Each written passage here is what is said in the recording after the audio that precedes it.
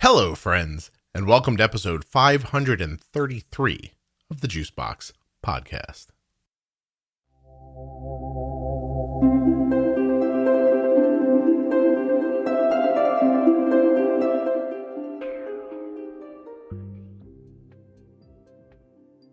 Sometimes I like to flip the coin over and look at the other side. We're doing that today. We've had plenty of people on who have been misdiagnosed as having type 2 diabetes when they're young.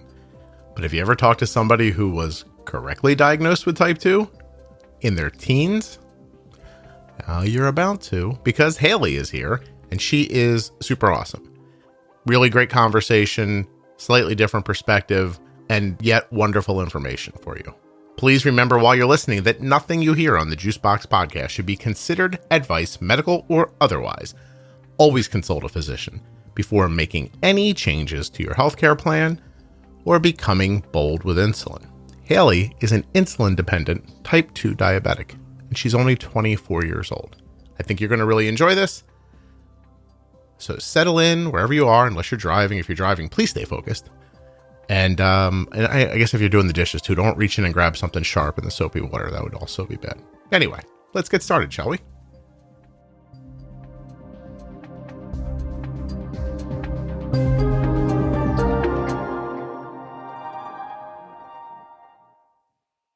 This episode of the Juicebox Podcast is sponsored by the Dexcom G6 continuous glucose monitor and the Omnipod tubeless insulin pump. You know, both of those things have something in common. You can use them if you're using insulin. You don't have to be just type 1. Type 2s can benefit from this stuff just as much. Anyway, I'll tell you more about it later, but for now, you can learn more at dexcom.com/juicebox and find out about that Omnipod and the Omnipod promise at omnipod.com/juicebox. Links in the show notes, links at juiceboxpodcast.com. Here comes Hailey. My name is Hailey. I live in North Carolina, and I've been a type 2 diabetic since I was 16 years old, and I'm 24 now. So I'm looking at about 7.5 years. Wow. Okay. Hailey, thank you. It is not easy to get type 2s to come on the show. So I appreciate you doing it. I have long thought that this podcast could be helpful to type 2 diabetics, and you are my first step in trying to make that come true for people. So no pressure, but the fate of the world is laying on your. No, I'm just kidding. It really has been helpful. Last week, I was listening to a lot of the keto episodes, and I'm insulin dependent. I've been insulin dependent since I was 19. So it's actually helpful listening to a lot of the insulin tips you've got too. That's excellent. I'm super excited. All right, let me dig into this a little bit, because I feel like it would be that most people would hear that at 16 you were diagnosed with type 2. Most people with type 1 would hear that and think, oh, she was probably misdiagnosed and they just don't know yet. And but you've had this diagnosis for 8 years. Is that right? Right. And you don't know how many times I've told people I'm type 2 diabetic and I'm only 24 years old. And they ask me, no, you're a type 2. I mean, you're a type 1, or are you sure you're a type 2? And I actually have had the antibody test done and the C-peptide test, and it all came back normal. So yeah, it's pretty much confirmed that I'm type 2. And do you know why people would say that? It's because so many type 1s are misdiagnosed as type 2s in the beginning.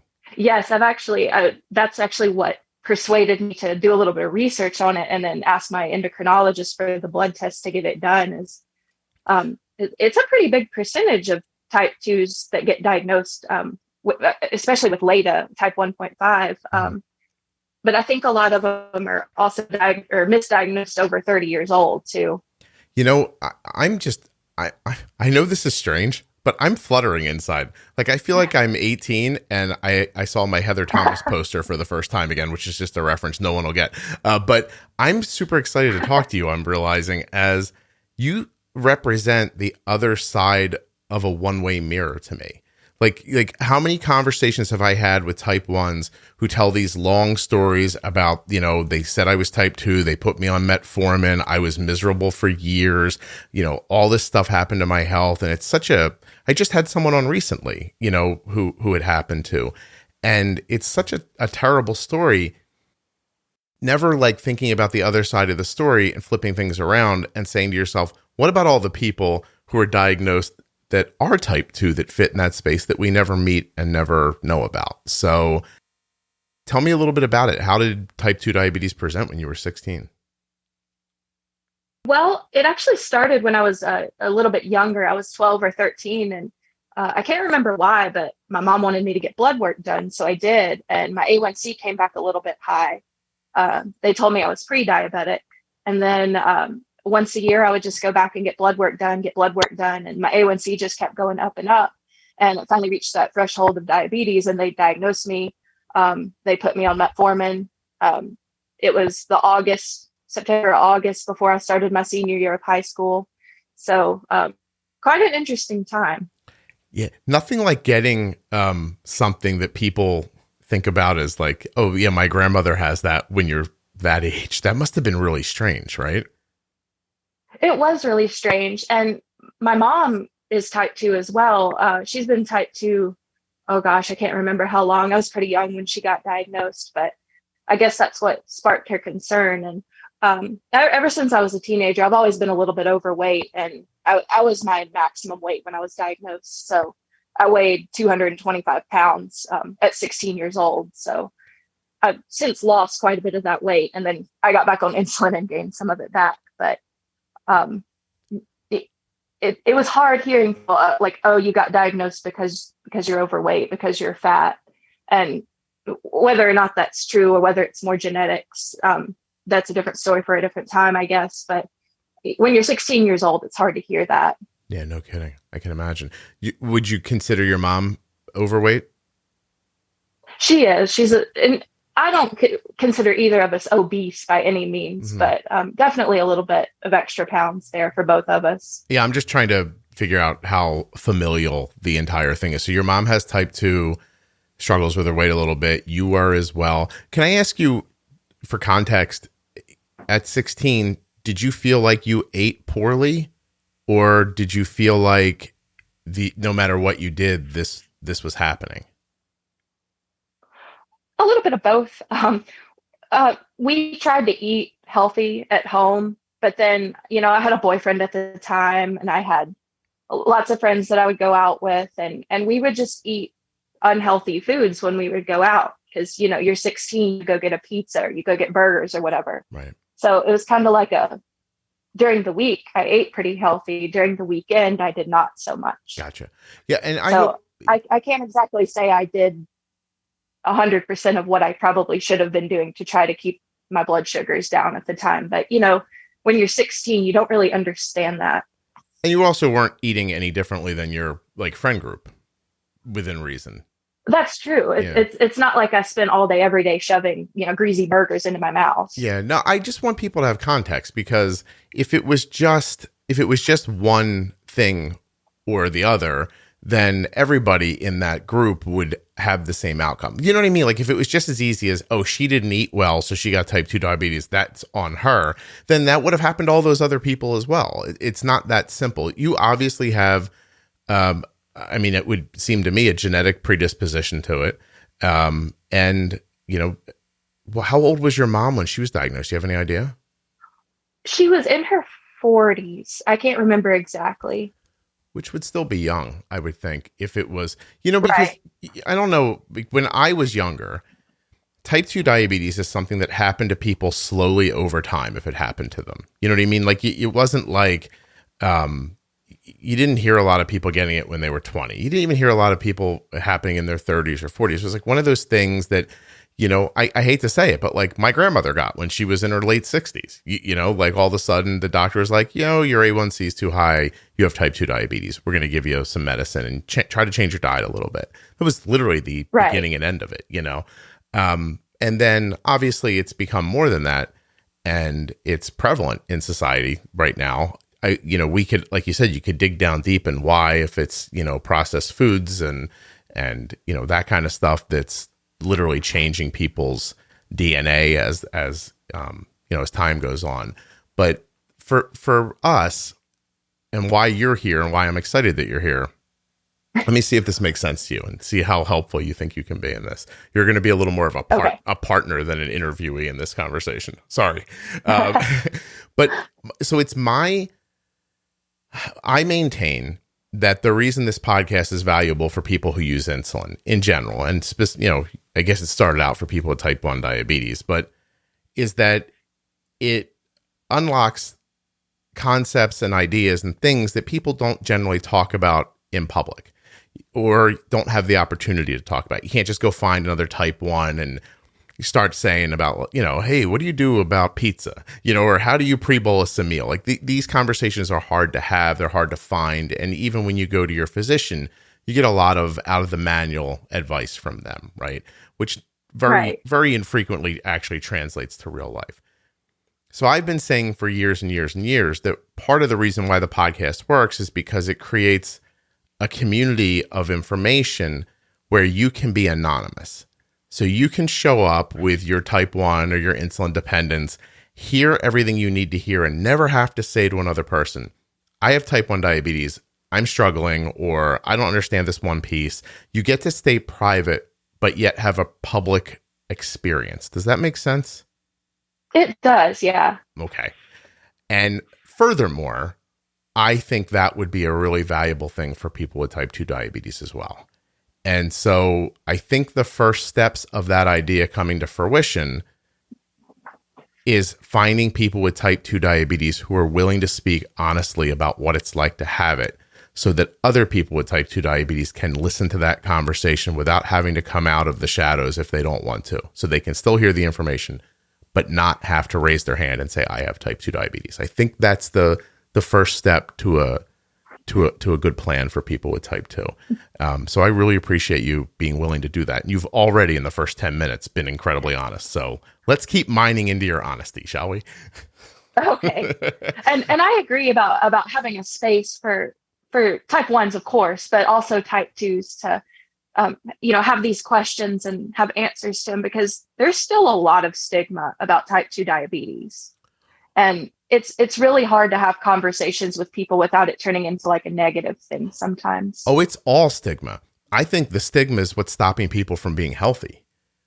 You know what I mean? Like, I think it's just it's a bridge too far. It's a wall too high. It's just, I'm having problems with my health.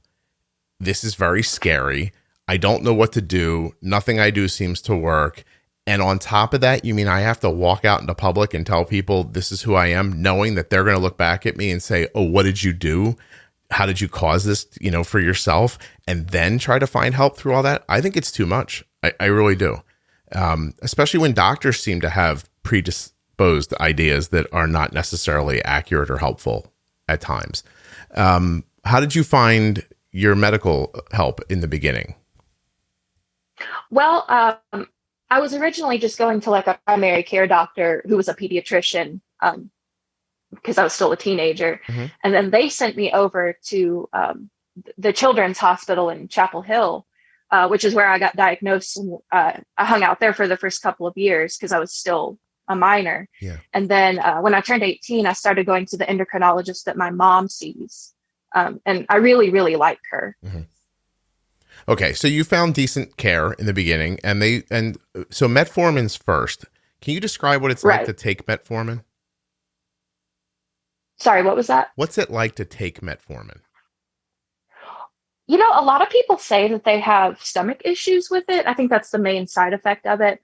I'm on the extended release version of it, so I've never really had any problems with it. My biggest problem is it's a big pill, and I hate taking pills.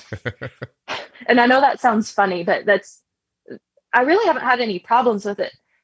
That being said, I don't know if it's really helping my blood sugars all that much. I mean, I know it doesn't directly bring your blood sugars down. Mm-hmm. That's not how metformin works, but the insulin's been more helpful than anything for me. Okay. Does metformin help with weight? I'm really not sure. I haven't found that it helps with my weight at all. Okay. I know that metformin can be used off-label for weight loss, and that's why I was wondering if you saw any kind of a boon from it for that.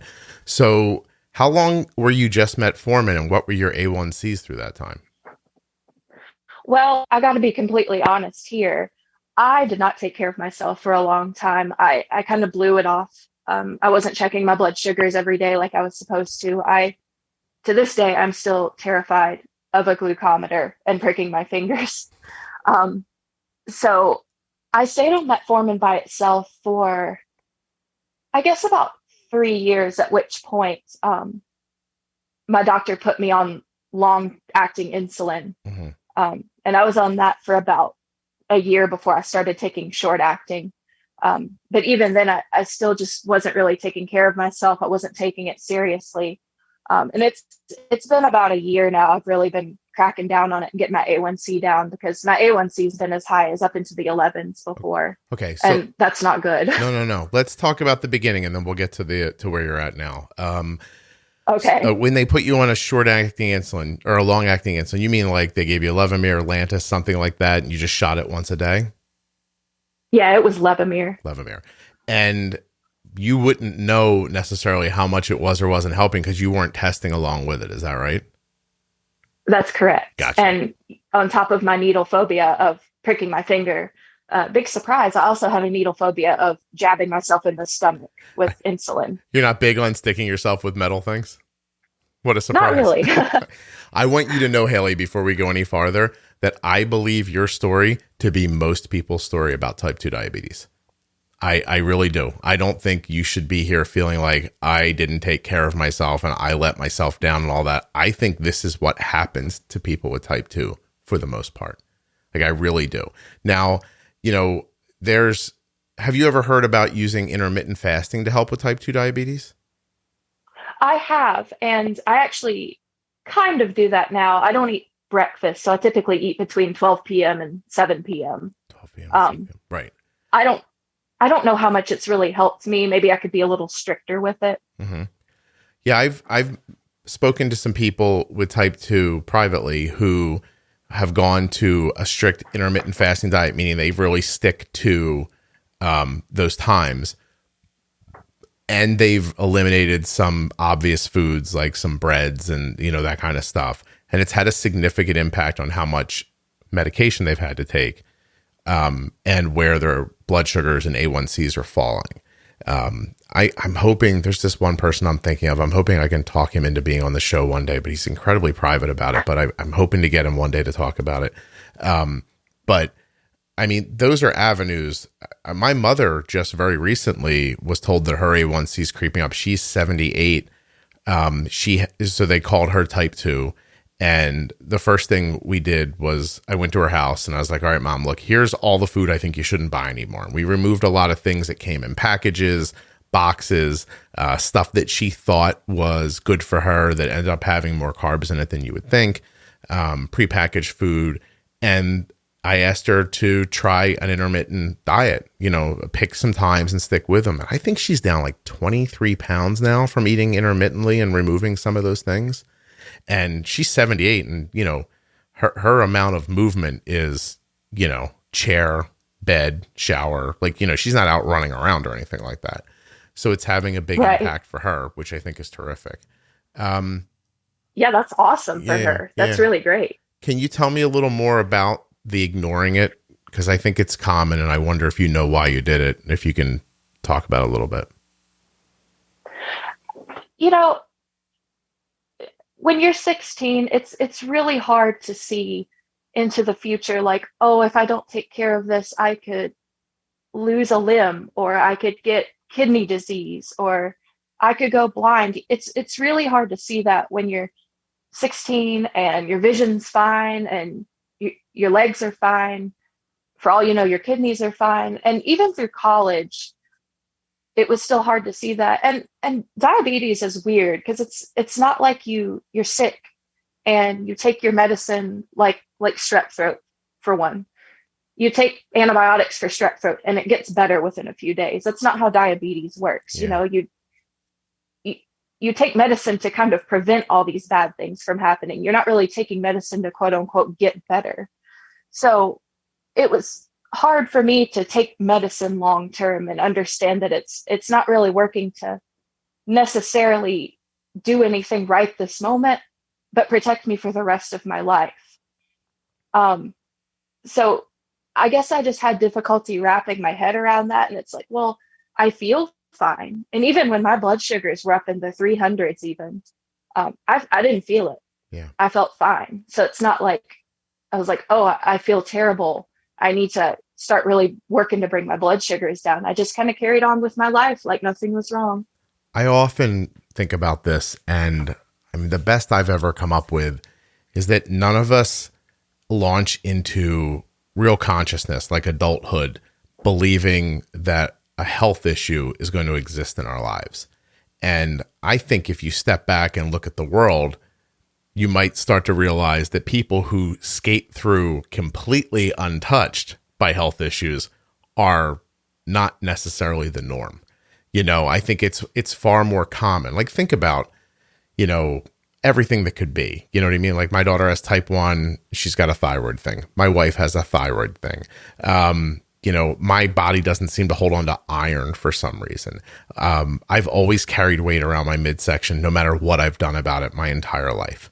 Some people are going to get cancer. Some people are going to get into an accident, have a physical injury. You're going to play basketball and break a patella tendon. Like, most people are going to experience medical difficulties. The difference between one that can resolve and one that will be ongoing is that's the part that hurts, in my opinion. Like, that's the one that gets you. It's like, oh, this is going to be forever. I'm just maintaining this. It gives you a feeling that you're on a steady decline.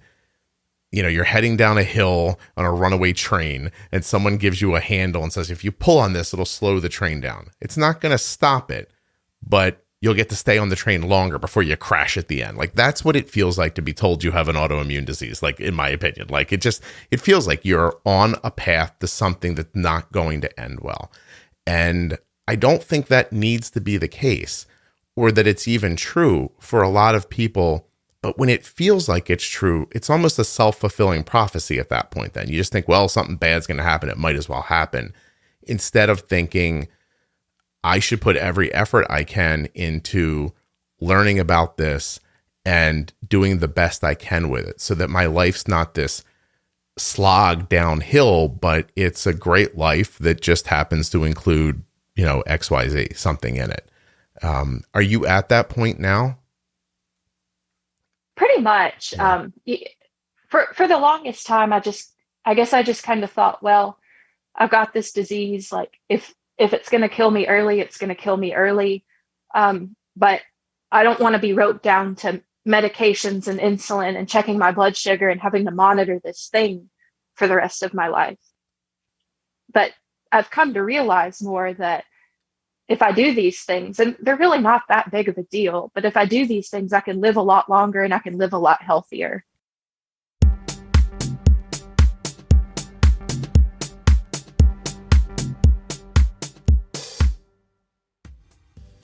If you listen to this show, you know why you would want a Dexcom G6 continuous glucose monitor if you had type 1 diabetes. It's because you can see your blood sugar in real time, the number, the speed, and the direction. You can see graphs for 3, 6, 12, 24 hours, so you can get a real idea of what's been happening. You can look back and say, here I used insulin and then this happened. Here I had something to eat. It was, this, and then this happened, right? There's a lot of thises and thises, but you understand what I'm saying. You can see what food and insulin is doing to your blood sugar. That's just as important for type 2s. It just really is. As a matter of fact, it's kind of hard to figure out what food's doing to your blood sugar by just using a finger stick. So maybe you're a type 2 and you're not as worried about getting super low, but maybe you are. Maybe you're on some medications and you're using insulin. I don't know your situation. All I can tell you for sure is that the Dexcom G6 continuous glucose monitor is the best thing you could be doing for yourself if you have diabetes. And if you're using insulin, especially. Dexcom.com/juicebox. Get started today with the Dexcom G6. Know the speed, direction, and number of your blood sugar at the swipe of your hand. I'm picking up my iPhone, swiping up, touching my Dexcom Follow app, and finding out that my daughter's blood sugar is, drumroll please, 81. It's also stable. It's not rising or falling at any specific rate. It's stable at 81. I could have done that on an Android phone as well, Check it out, please. Dexcom.com/juicebox. Don't have a phone? Doesn't matter. Dexcom has a receiver. Go find out more. While you're on the internet, why don't you take a look at the Omnipod? It is a tubeless insulin pump. So again, if you're a person who needs to deliver insulin, this is for you. Actually, you might be eligible for a free 30-day trial of the Omnipod Dash right now. Head over to omnipod.com/juicebox to find out. But if you're one of those people who's like, yeah, Scott, I will pretty soon, but I'm waiting for that next big thing that Omnipod's got coming, I understand. But there's no need, because the next best thing can be yours with the Omnipod Promise. What does that mean? Well, the Omnipod Promise says that you can upgrade to Omnipod's latest technologies for no additional cost as soon as they're available to you and covered by your insurance.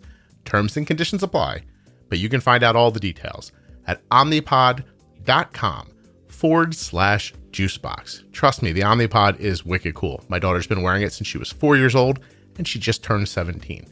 If you're looking for an insulin pump, but you don't want that tubing, you don't want to have to take it off to bathe or get your tubing caught on doorknobs and stuff like that.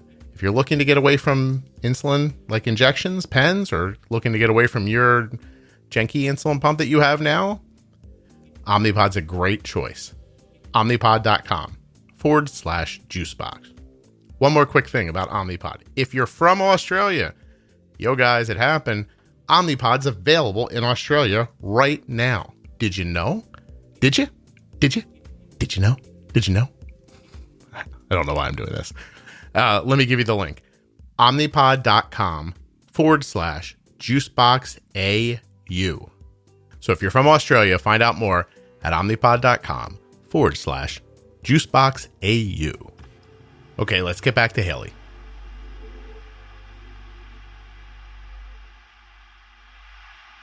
Oh my God, this is taking forever. Am I right? Felt like that was never going to end. Yeah, I mean, I agree with you. Obviously I do. I don't know how the mind makes that first jump. Like, okay, like in your situation, I have type 2 diabetes. We're just going to live fast and die. You know what I mean? Like, I'm just going to burn out quick. Like, there's nothing I can do about this. Whereas what you've learned is the things that you can do about it, I mean, are, in my opinion, way better than not doing anything and having poor health outcomes that occur, more and more frequently and sooner in life than you would expect. I don't get that idea of, I just don't understand. Do you know what I mean? Like, it doesn't, I don't not understand that it happens to people, but I don't know why. I can't begin to explain to you why. Somebody built into me, don't quit. Don't stop. You know what I mean? And, and that's what you need. Like, you need a don't quit attitude, because there is a sunny day beyond this. Like, somebody can tell you have type 2 diabetes and it's not going to be fun and it won't be easy, but there is an end to the struggle part where you get into the maintenance part, I think. Right. And I've definitely been very particular about keeping my blood sugars within a certain range and making sure I take my medicine every day. And I do feel a lot better now. Yeah. Do you? That's amazing. So you did find that there was a difference between a 300 blood sugar and not, but you actually can see now that you have stability at lower numbers. If you get higher, you can tell now. Oh, I absolutely feel awful if I get above about 200 now. Isn't that interesting how your body can try to adapt to something that far into itself, like a 300 blood sugar? Like, it does its best for you not to notice that that's a problem, even though it is, and it will continue to be and get worse. It tries so hard to adapt, It's really something else. How do you manage then? So do you listen to the podcast and you're on the forum and stuff like that. So do you consider your day-to-day management much different than people with type 2s? Than type 1s, excuse me? Yes and no. I mean, I fully understand that type 2 diabetes is a completely different beast than type 1 diabetes. There's no denying that. That being said, since I'm on insulin now, it's kind of interesting to pick up tips from people who use insulin, for literally everything like type 1s do.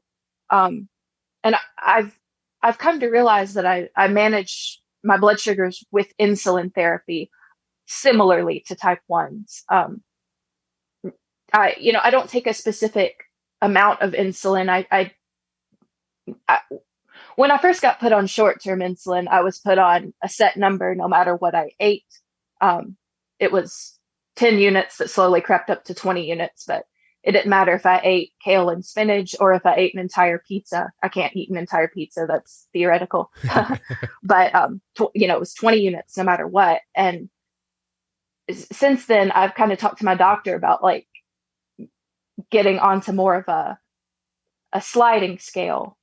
So it's been interesting, I guess, to read the forum and listen to the podcast and see how type 1s will take their insulin to carb ratio, which I'm still struggling with that a little bit. I haven't quite figured out maybe if I should have one, and if so, what it should be.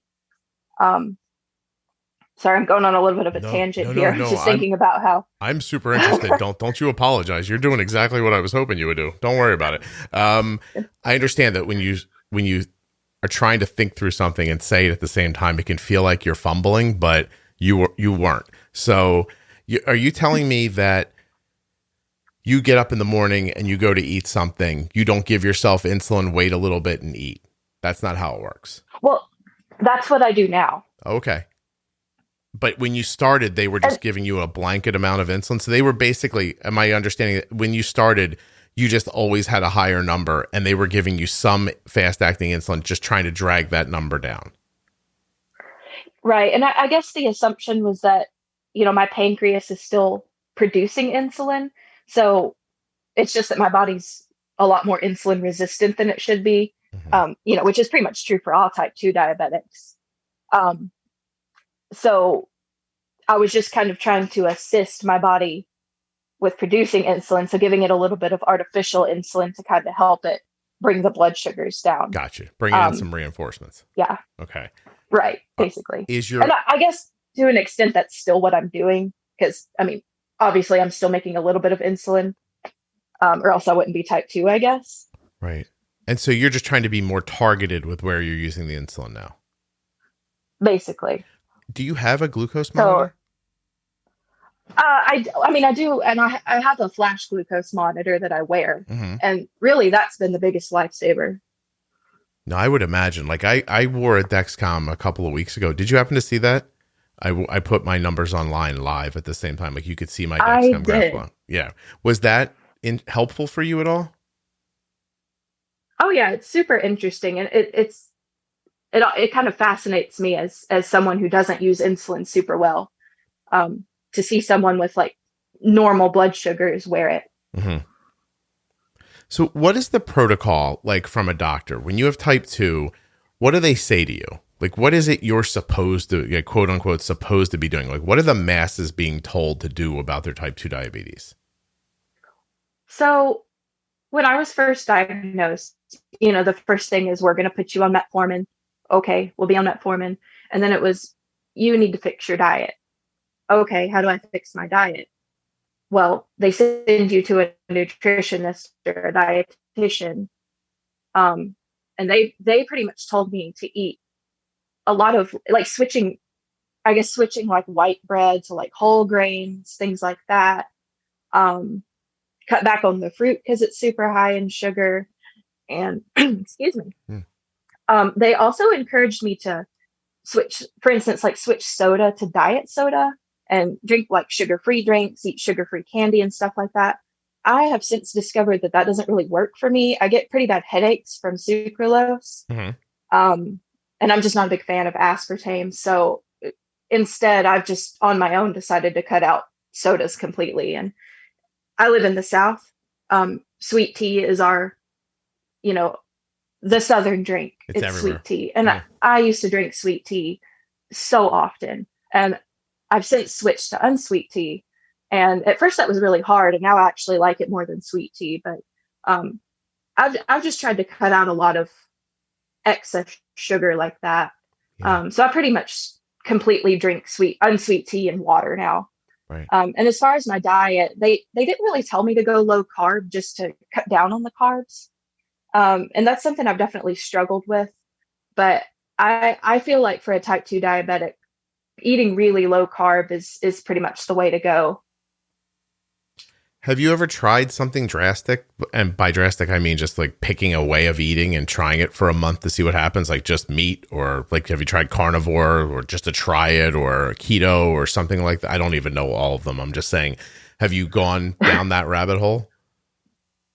Not really. When I was in college, I learned how to cook for myself, and I would cook a lot of low carb meals. I don't know if they were necessarily keto, but I tried to keep the carbs down low. But again, like on the weekends, I would order a pizza or go out with friends or whatever. So I can't say I really faithfully stuck to that low carb diet, but even eating low carb during the week helped me lose quite a bit of weight. Yeah.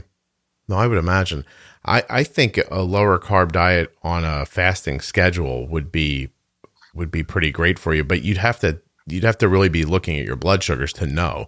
Like that's the real thing. Like I was talking to someone recently and I said, if you're wearing this Dexcom, they have type 2 diabetes. I said, if you're wearing this Dexcom, what you would see is how hard these different foods are hitting you and how long they're keeping your blood sugar up, and how sometimes you can mix them or take them apart of each other and not get the same impact. One of the most fascinating things that I did while I was wearing a CGM, and of course I don't have diabetes, was I ate a big bowl of cereal. Like I took 2 servings. I actually picked 2 different cereals, right? Like I reached back into my childhood memory and I got Corn Pops and Honey Smacks. And I was like, I got them home and I was like, which one should I have? And I was like, screw that. I'll have them both. So I took a serving of one and a serving of the other. I combined them in the same bowl and I ate them all. And I looked at the CGM and I thought, of course I'm colored with type 1 diabetes and all my experiences with my daughter and other people. And I was like, God, I wonder what this will do to my blood sugar. But it didn't make it go up over 160, and it did not stay up there very long. It came right back down again. And I was like, well, that was fascinating. So then I had pizza, 2 slices of pizza. I was great. When I added the 3rd slice of pizza, it pushed my blood sugar up and held it up for a couple of hours. Simple sugars, my body could dispense with no trouble if they were by themselves. So I could take a handful of gummy candy or something like that is dipped in sugar, and I wouldn't even see my blood sugar move. It was interesting to see where my body struggled more and where it was just oh, we have insulin. This is no problem. You want to eat a gummy bear? Boom, I got it. You know what I mean? You want to have a slice of pizza? I can take care of that. You want to have 3 slices of pizza? You're in trouble. Now, I got to tell you, I wore a CGM for 10 days and gained 9 pounds trying to show people what it would be like. It was just I was eating foods I would never eat 3 slices of pizza, sort of not me. I do like sugary candy. So I do if you put it in a candy bowl and I walk past it, I'm going to grab one. That's going to happen. So I try not to put candy in candy bowls. So I eat way more food than I normally do. I hadn't had a bowl of cereal and I genuinely don't know how long. But I took the CGM off, understanding what hit me and what didn't, went back to the way I was eating normally, lost the weight in another 10 days. As quickly as it went on, it came right off again. It was really interesting. I can't tell you that I felt worse during the 10 days of eating, but I think that if I would have continued it, it would have started to drag me down. I didn't do it long enough for it to really impact me too badly. The whole thing was really, it was eye-opening. And I found myself thinking anyone with type 2 diabetes would benefit from seeing this data, Well, it's funny that you mentioned pizza, because that is the one food that I just cannot figure out. It doesn't matter how much insulin I take to start with, it will spike me, and it will spike me for the rest of the day. Yeah. And it doesn't matter if I take more insulin, it just won't come down. Wow. I've never had that much of a problem with any other food, but pizza seems to be it for me. So it's the combination of the bread and the cheese. So have you ever listened to the fat and protein pro tip episode?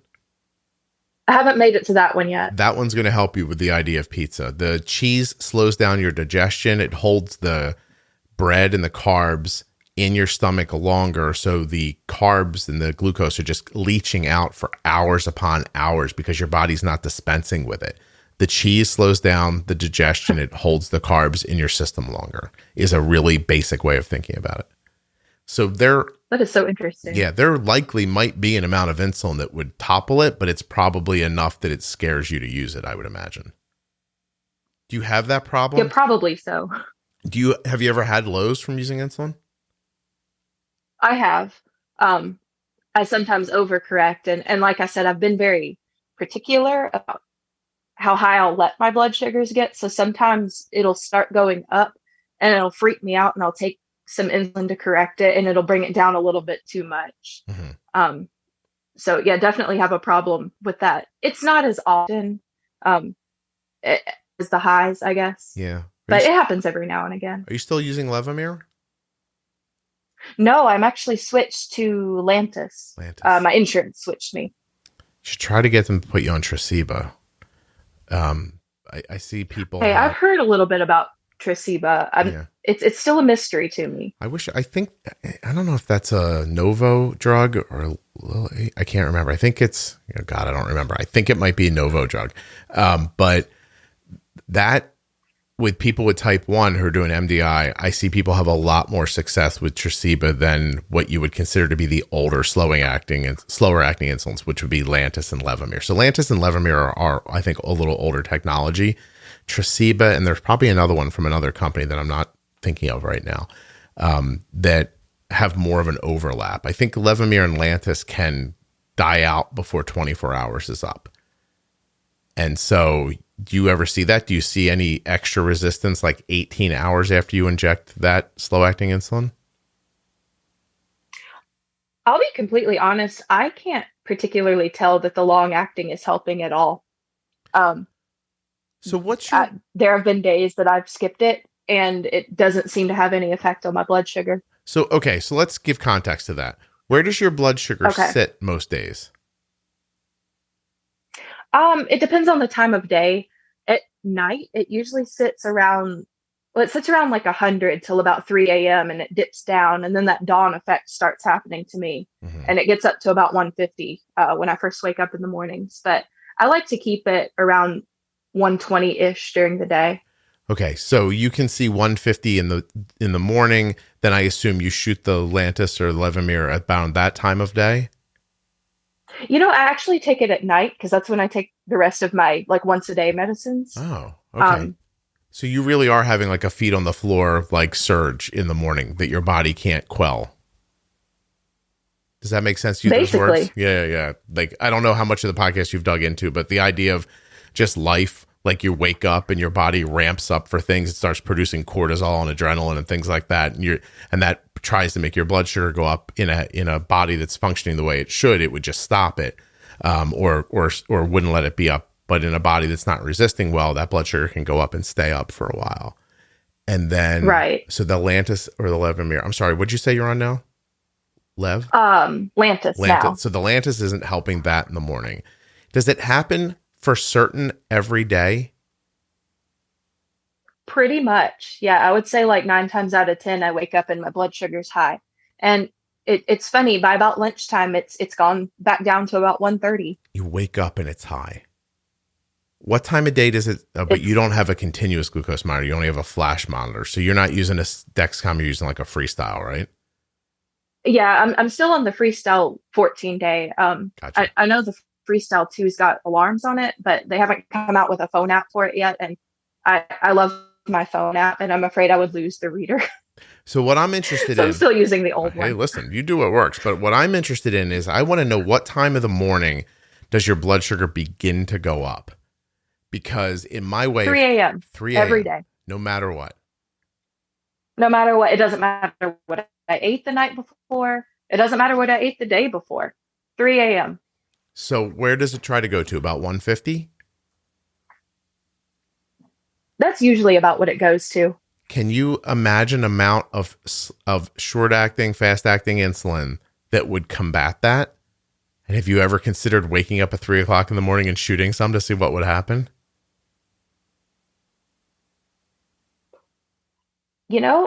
I've never really thought about doing that. I wonder if that would help. Hailey, if I was Dr. Frankenstein and you were the monster and I could try it, I certainly would. By the way, does everyone know that Frankenstein's the doctor and not the monster? The monster's just called the monster, by the way. But I think, anyway, that's not the point. The point is, Hailey, you're like, I'm 24. No, that's what one the of hell my is Frank? pet peeves. Oh, really? Hold on a second. Let's go yeah. down. Go ahead. Tell me. I hate when people say Frankenstein and they're referring to the monster. It's like, yeah, no, it's Frankenstein's that's monster. The doctor. Right. It's Dr. Frankenstein, Frankenstein's monster. The monster actually is just called the monster. Am I wrong? Hold on a second. Is it called just the monster or Frankenstein's monster? I'm looking. Jesus, no, I'm on the internet. The monster has no name in the novel. It has been said that this omission is a reflection of Victor Frankenstein's complete rejection of his creation. The monster calls himself the atom of your labors and is referred to as the creature, the fiend, the demon, and the wretch. All right, listen. First of all, I'm not calling you any of those things, just so we can be clear. Anyway, what I was saying is if you put me in charge of the science experiment that is your life, I would set an alarm for 3 a.m., inject some fast-acting insulin, and see where I wake up. And because I'm trying to think of you as the way I thought about my daughter prior to glucose sensing technology and the things I would have done to try to keep her blood sugar down. Because if you could, I'm interested to know if you could launch into your day at a blood sugar of 80 or 90, would you have to live with a 120 all day, or would you sit at a different spot? Like, are you just 120 all day because of the 150 bump that happens at 3 a.m.? And to me, it's worth trying to figure out. Would you try? Maybe I should look into that, because I've never really thought about like what I could possibly do.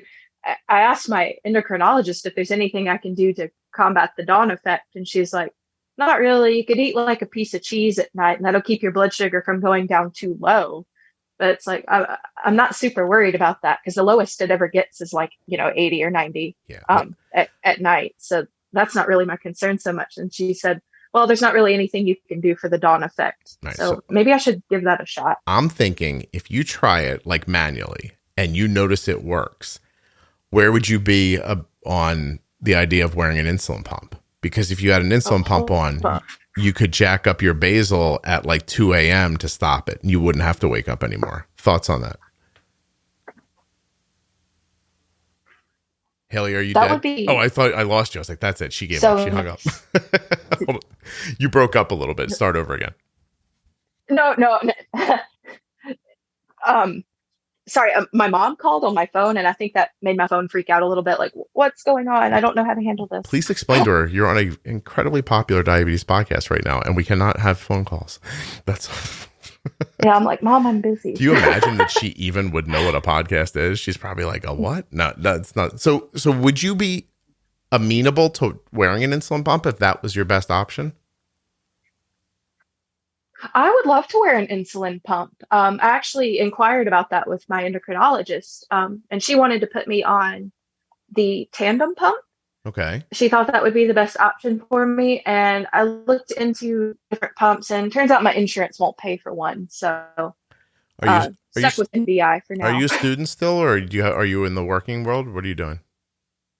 No, I'm a full-blown adult now. I do have a full-time job. I graduated in 2018. Oh. Congratulations. Okay. Thank you. Yeah, no, of course. Listen, having a job in this world right now is it's a big accomplishment. I look at my son in college and I was like, how's he going to get a job? Like when this all how do you even apply for a job during Corona? What do you do? You know what I mean? Well, it's kind of hilarious actually, because I had a pretty hard time finding a job when I first graduated. It took me about a year and a half. And I started this job that I'm working right now back in March of 2020, which was kind of like the breaking point in America. Yeah. So I went to my office for a week. And then at the end of that week, they're like, okay, we're sending everybody in for a couple of to let the pandemic kind of die out. So you can come in a couple of weeks. And I said, okay. So I brought my laptop home and I've been home ever since. So you basically worked for 4 working weeks. From home. That's amazing. I know a person who went in for their first day, and then the pandemic, like literally for that company, started the next day. He's only ever been in the building one time for one day. Okay, so you can't get a pump yet because of insurance, but if you could, my idea would be to ramp up the basal insulin at a time that would cut off the dawn phenomenon and then have it come back. I'm telling you right now, if you could find patterns in your blood sugar, then having a pump and the ability to manipulate the basal insulin, like put it where you need it kind of thing, instead of just laying a blanket over the day, I would think that it would be fairly easy to impact the blood sugars that way. But in the meantime, you could do it with short-acting insulin as an experiment, because if you could just keep a couple of blips down a day, that could probably change your A1c significantly. What is your A1c right now? Would you tell me? It's 6.6. All right, cool. So let me look at something. That's like 3 weeks old. I think I got it done 3 weeks ago. All right, so I'm on my website now. There's a really cool calculator on my website that does A1c and stuff. It works in millimoles or, at all the different ways. So you said 6.6? 6.6. So your A1c is 6.6. Your average blood sugar is 143. So if we made your average blood sugar 100, it would take your A1c to 5.1. And I would love to see those numbers. Yeah. So I think to me, the experiment is to knock down any long running high blood sugars. Because if you think about it, from 3 a.m. until whenever, if you're 150, that's 5-6 hours. That's 6 hours just getting to 9 a.m. And then if you get a bump from breakfast, it doesn't come back down till noonish. Is this about what happens to you? Well, I don't eat breakfast. Yeah, I hate breakfast myself, by the way. I feel a little... I like... I'm sorry if this makes people stop listening, but I'm just not a big breakfast person. I know I'm in the minority with that, but can you imagine? I've just never been a big fan of breakfast. Can you imagine someone right now being unbelievable and just pushing the button and shutting it off? No eggs Benedict ever? Boom, I'm out of here. I would think if they were going to leave this episode, it would have been back when I asked you how you ate 5 seconds into it when you had type 2 diabetes, by the way. But I think anybody who's still listening now is in for the long haul. So, and I'm glad they're here. I think that's your best first option. I mean, if you could just quell that first thing in the morning, if you took 50 points out of that, I think that changes your A1c significantly. And then you could start to figure out how to put in fast-acting insulin for the meals. And obviously, while still continuing to look at diet and exercise and see if you can't impact things in a different way. Do you think your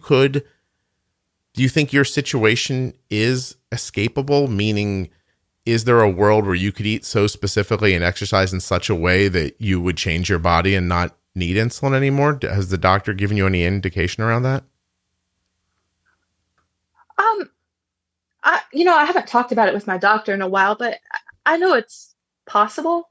I know a lot of type 2s can eat well, like super well, and exercise well, and really get those blood sugar numbers down, and they get off insulin. Some of them even get off metformin. Mm-hmm. But that being said, I feel like sometimes I use the insulin as a crutch, and I use it as an excuse to eat things that maybe I shouldn't eat. Okay. And yeah, I don't know if that's the mentality I should have or not, but sometimes it's just nice to be able to enjoy a few carbs, right, and not have to think about it because I'm able to take the insulin. And I know that if I really ate super well, I probably wouldn't have to worry about that so much. But at the same time, it's like, do I want to eat really low carb every day for the rest of my life, like every single meal? Well, would it be, I would ask you, well, first of all, you brought up, I have two thoughts here. My first one is that people with type 1 diabetes, I find sometimes can get so good at using their insulin that they forget that the way they're eating is not healthy. they're just so amazed that they can stop it with insulin. Like, oh my God, can you believe it? Like, I had a giant cupcake and I washed it down with a milkshake, and then I had pizza, and look at how flat my line is. I'm so good at using insulin, which is amazing.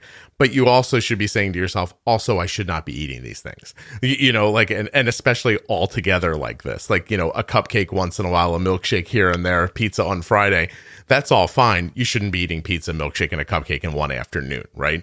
So you get my point, is like they get so lost in look how good I am at using insulin. They forget to think about the just normal everyday nutrition of what they're eating. And you're almost saying the mirror side of that, which is if I can control my eating with insulin and keep my blood sugar down, then that's how the insulin feels like a crutch to you. So you can write off unhealthy, less healthy eating because you can keep your blood sugar down. Is that how it feels? Am I understanding that? That's exactly how it feels, basically. All right. And you know that that's not the way to think about it. But you're saying I would like carbs once in a while, which I don't think is unreasonable. I know that. Yeah. Hailey, are you okay with this conversation? I'm not a dummy. You're not a dummy. I didn't think you were. But so you're just looking for a balance of a regular, what you consider to be a pretty regular life. And how do you, so I think that's the focus, right? Is like, how do you have a regular life where you're not just like, some Instagram model who hasn't had 4 carbs a day in 25 years. You're not looking for that life, right? You don't want to be dead when you're 30. You're not looking for that life. You're looking for something in the middle. You're looking for, I have a slice of pizza once in a while, or, I can have, these other things, and I'm maintaining a stable situation. That's your goal, right? Right. Okay. And, I know I'll never be one of those super skinny Instagram models or whatever. But I would like to lose some weight. I'm still a little bit heavier than I would like to be. Mm-hmm. So that's kind of a goal. And I'm pretty confident that along with that is going to come a little less insulin resistance, which may mean less insulin or no insulin. Okay. So am I hearing from you that your overall goal plan is eat a little better, get a little more exercise, try to use less insulin and get the same results, and at the same time try to understand how to use the insulin so it benefits you the best? Pretty much, yeah. Okay. Is that doable? I think it's doable. And on the exercise front, I kind of struggle with exercise because I hate it. But no, I try to go to the gym at least 2 or 3 times a week. And then I'm a pretty big skier. So in the winter, I'm able to ski usually like at least every other weekend. And I know that's not particularly regular exercise, but it's intense exercise. And I have actually found that when I'm skiing, my blood sugar stays pretty level, which is awesome. While you're skiing. But I could definitely do better on the exercise front. Yeah. I mean, listen, I'm no guru, but I would think getting out and going for a walk, or doing some like resistance stuff, even stuff you can get away with in the home, that kind of just body weight exercise. Like I've heard people say that like body weight squats are incredibly difficult, but you're not even holding any weight. You're just doing, I guess, higher reps with your own weight. I mean, I don't know. I'm not here to explain it to you, obviously. I'm just here to say that, like, thank you for sharing this kind of overview of what your life's like with type 2. I think it's incredibly honest of you, and I believe that you were really thorough giving us looks into kind of the different pitfalls and some of the things that have gone right for you. Is there anything we didn't talk about that you want to talk about? I guess not. I think that pretty much covers it. I mean, I'm glad we got to talk about kind of to be young and be a type 2 diabetic. Because, like we mentioned at the beginning of this, I tell people I'm diabetic. Oh, what kind? Oh, I'm type 2. Oh, no, you're not. You're type 1. You're only 24. I'm like, no, that's, yeah. I know the majority of people diagnosed young are type 1 and the majority of people diagnosed old are type 2, but I'm a weirdo. What can I say? Yeah, no, it's good to get it out there that people understand. I feel the same way about this conversation as I one time interviewed a lady, I think, who was diagnosed with type 1 on like when she was 60. And nobody wanted to believe that either. You know, like everybody gets kind of locked down and, well, this is how it usually goes. So this is must be how it has to be. And it's certainly not the case. But I mean, seriously, Hailey, like I don't think you fully appreciate what you did here today. You did a really good thing. And it's a real kindness for people listening, because there are going to be plenty of people who listen to this podcast initially who have type 1 diabetes who are just going to be interested in your story, but they're going to know people with type 2, and they're going to be able to share this episode with them, because I think far too many people are living with type 2 diabetes and don't know the first thing about it. That's one of the problems. I think the second problem is there's tools available to them that they don't even know exist, so they don't look into them. And then I think the third thing is just the honesty of what you just said. Like, I could move around more. I could get more exercise, and I know that would help me. And I think that's hard for people to admit out loud. So it's extra encouraging to hear somebody admit it like this very publicly. So I appreciate it. Yeah. And I definitely agree about people just not knowing. I think a lot of people get diagnosed and they're not really given a whole lot of information, and they're stuck to figure it out themselves. Like, I'm in a few type 2 groups on Facebook, and all the time, there's posts of people that's like, well, I just got diagnosed, so what can I eat? What can't I eat? Yeah, it's weird that's how it feels. It's going to be it's going to be a learning process for the rest of our lives. Yeah. No, I know. Unless you're willing to just do something so one-sided to see how it goes. Do you know what I mean? Like if you were literally willing to not eat a carb for 2 weeks to see what happens, and to see if your body would adjust to not having sugar, because there are people who eat like that. There's type 1s that listen to the show that I know eat very little in the way of carbohydrates. And I think it probably started out for them as about their diabetes, but then just kind of became a lifestyle for them. You know, and it's not something that burdens them anymore. I mean, I can tell you that the less sugar I eat, the less I think about sugar. That's for certain. But it's not that, it's not that easy for everybody, and it's not always conducive to how some people live. Like, there's also people who are like, this is exactly what I do. It's super easy. You're like, yeah, your whole job seems to be this. You know what I mean? Like like Hailey's got to go to work. She's got to get up in the morning, and I'm assuming that kind of sucks, but you probably just get up and sit right back down again for your job, right? Oh yeah. Working from home, it's been a little bit of a nice privilege to just wake up at like 7:30 and clock in at 8:00 in my pajamas, and I'm good to go for the day. But it doesn't exactly get you moving either. Right. And I would love to have a job where I'm able to move around and walk around and stuff like that a little bit more, but I'm in the legal field. I'm a paralegal. We just sit on the computer pretty much all day. And I love my job. I have a great job, but it would almost be nice to have a job where I could get up and walk around some too. Right. No, I agree. I do. I think people are missing that commuting was exercise to some degree. Like, you get up, you hustle in the morning, you run around the house, you run to your car, you drive a little bit, you run from a garage. It's not a lot, but it's movement, and it's more movement than people are getting at this point, who are working from home. Right. No, I hear you. I really do. This is interesting. I appreciate you doing this. Thank you very much. I didn't expect this to go. I didn't have any expectation for how this would go, but I can tell you that I very much want other type 2s to contact me, and I want to keep having these conversations. I think there's something to be unearthed in here that could be valuable for people, that's beyond what usually happens, which is, hey, fix your diet, move around a little bit. That's because that's really what they're saying to you. They can say they send you to a nutritionist. You can say whatever you want, but you're being told, eat differently and get exercise. And while that might be amazing advice, it's just not as easy. It's just easier said than done. You know what I mean? For a lot of people, like, just, it absolutely is. You know what I mean? Yeah. It doesn't fit in your life. People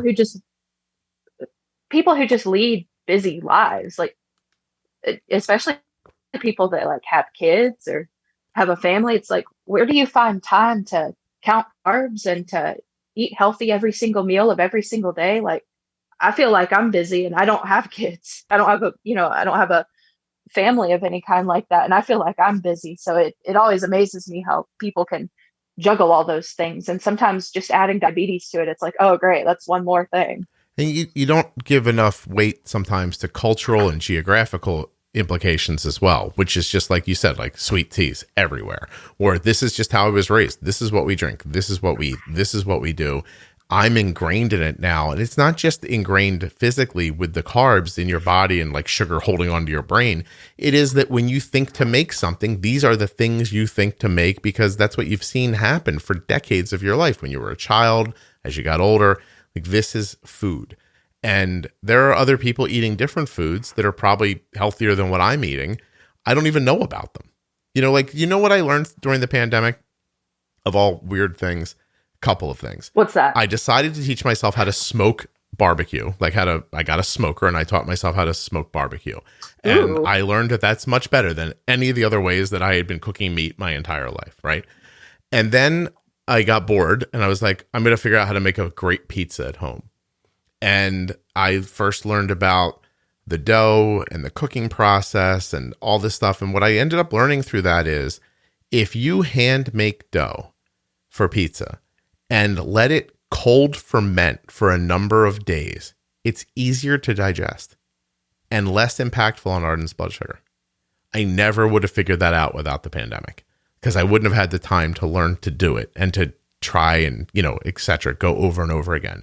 But as much as we talk about like, there's places in the world where pizza means Pizza Hut, pizza means Domino's, and that is pre-made stuff that has more preservatives in it. And a pizza from a local pizza joint in Philly is not going to have as many preservatives, but it still will have some. But when you get home and really you learn that pizza dough is flour, water, salt, and yeast, and it's nothing else, your body actually does okay with that. It's easier. And so that's a cultural thing because somewhere somebody's been eating handmade pizza their entire life, and somewhere somebody thinks of Domino's or, as pizza. And I want you all to know that those of us on the East Coast do not agree that that's pizza. It is not. You're eating fast food. It's fast food that looks like pizza. You know what I mean? Right. And so, but if you grew up around it, then right now you're thinking, screw you, man. Domino's is amazing. And I understand that. So, it's so funny. Here in North Carolina, we get a lot of transplants from the Northeast. And on our little local Facebook page, every once in a while, someone will come on here and be like, I'm from New York. Where can I get a good pizza around here? And other people will get on there and go, oh, there's no good pizza around here. Yeah. There's a place in Tampa that's owned by a New York pizzeria, and they go so far as to ship water in tanker trucks from New York to Florida so they can make better dough. And other than that, I don't know where to go. Yeah, it's just, but anyway, that's not the point. The point isn't pizza. The point's cultural food differences, expectations about what good food means. It's almost like when I ask people about their blood sugars and I'm like, so did you get high? And they go, no. Or they'll say, yeah, I got high. How high did you get? I was high. What does that mean? I realize that when I think of high, I think of over 120. When they think of high, they think of over 300. So we're not having a balanced conversation because when I say high, I think 120. When they say high, they think 300. Just like when you say to people, do you eat healthy? They go, oh my God, yeah. But what is healthy to them versus what is actually healthy? And so you have to have these conversations broken down. My mom, again, the other day, she just texted me and she goes, hey, beets are healthy, right? My mom likes beets. And I said, I mean, Mom, I don't know. I've never eaten a beet in my life. I was like, let me look. So I go online and I find out that a cup of beets has 15 carbs in it. And for a person who's trying not to eat a lot of carbs, 15 carbs as a vegetable side is a lot. And so I told her how many carbs are in it. She goes, oh, I love beets. And I was like, She goes, I'll eat less. And I was like, yeah, Mom, like have a half a cup, have them less frequently. Like try to do that. I'm not telling my mom to never eat beets again. But I gave her a list of 10 vegetables that hardly have any carbs in them. And then, just to realize that my mom at one point thought of beets and those other vegetables as commiserate, and they weren't.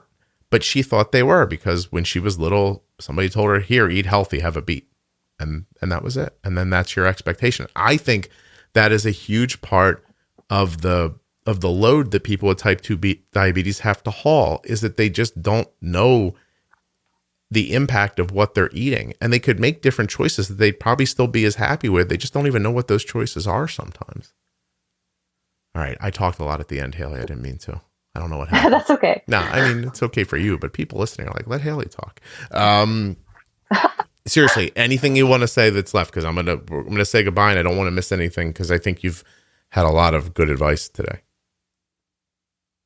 Yeah, I think that pretty much covers a day in the life of Hailey. Do people in North Carolina say you have the sugars? Is that colloquial there? Well, they say, when they say they're checking their blood sugar, they'll say like my sugars are high. My sugars are good, or something like that. I always think that's a little bit funny. Yeah, I have the sugars is like my favorite sentence. I think it's like so like adorably colloquial to where it gets used. But Hailey, I think you're on your way to something. So you've only been at this in a better way for yourself for the last year. Do you see constant improvement? I don't know. It's kind of hard to say because in the grand scheme of things, a year is kind of short term. I agree. But I do keep having better and better goals for myself. Like a year ago, my A1c was 10.1. Ooh, Hailey, you broke up. It was 6 months ago. It was 8.1. 3 months ago, it was 6. Oh no. Hailey, oh no. Can you hear me? You broke up again. So do it again for me. 10 point what? How long ago? Oh, sorry. A year ago, my A1c was 10.1. Right. And 6 months ago, it was 8.1. Wow. And 3 months ago, it was 6.9. And then in December, it was 6.6. So, Hailey, then the answer to my question is yes, things are getting better. So good for you. I think so. And I want to continue to see them get better because, I don't want to get my legs cut off because then I can't ski anymore. I don't want to go blind because, I guess then I can't ski anymore. Well, listen, those long-term health effects are real, but I think that a more realistic way to think about it is day-to-day health, like how you feel today. Are you being like the best you today can be? And if you are, then those long-term scary ideas are never going to come to fruition. You know what I mean? So I wouldn't, if this happened to me, I would try hard not to live like I'm trying to avoid something terrible happening to me 30 years from now. I would think about just doing the best I can today. And I think that takes care of 30 years from now. But you're doing amazingly well. If this podcast has had anything to do with how well you're doing, I am genuinely happy for you. And I hope you keep listening because I think there's more in there about using insulin, and I'd love to check back in with you a year from now and see how it's going. Oh yeah, of course. Cool. Oh, thank you. All right. Well, good luck avoiding the corona, and I will, and hold on one second.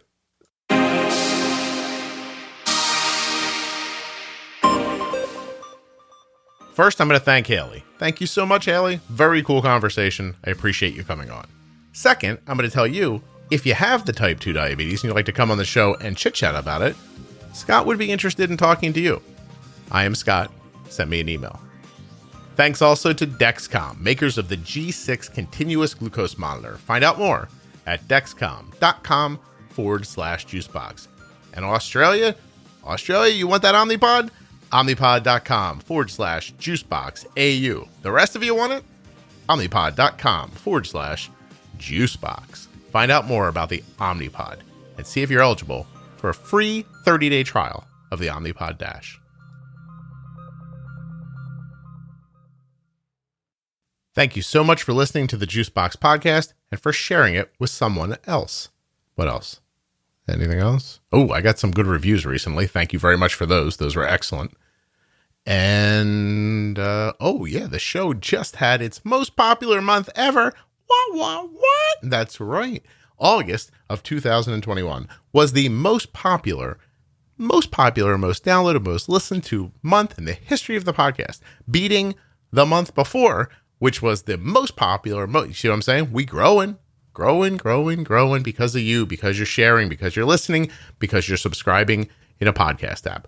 Thank you very much. Being really serious, the summer is a time where most podcasters go, oh, I don't put out as many episodes, because nobody listens in the summertime. Yeah. Well, guess what? Best month ever. just beat the previous best month ever. And I bet you September, looking good to be the best month ever. Because of you, thank you so much. No joking. Very, very serious. You guys make the show. Thank you again. I'll talk to you soon.